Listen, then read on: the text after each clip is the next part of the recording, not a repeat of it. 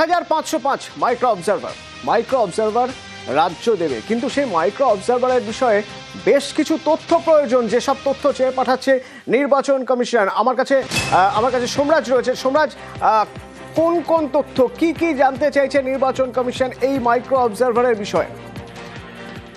দেখুন, যে তথ্য ইতিমধ্যেই চাওয়া হয়েছে রাজ্যের মুখ্য সচিবের থেকে রাজ্যের মুখ্য নির্বাচনী আধিকারিকের দপ্তরের তরফে, গতকাল জাতীয় নির্বাচন কমিশনকে যে 8505 জনের নামের তালিকা পাঠানো হয়েছে, যে আধিকারিকদের নামের তালিকা পাঠানো হয়েছে তাদের বাড়ি কোন জেলায় তারা কাজ করেন, ভিজিলেন্স ক্লিয়ার আছে নাকি, এই তথ্যগুলি চেয়ে পাঠানো হয়েছে।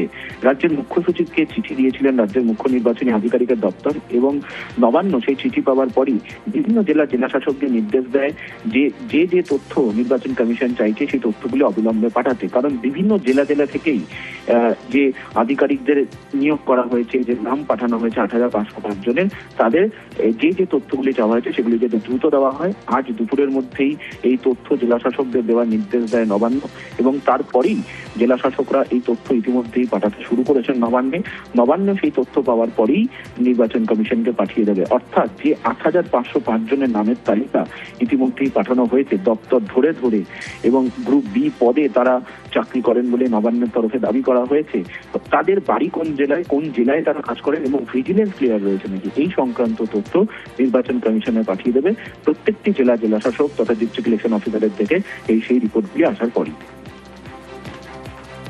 ধন্যবাদ।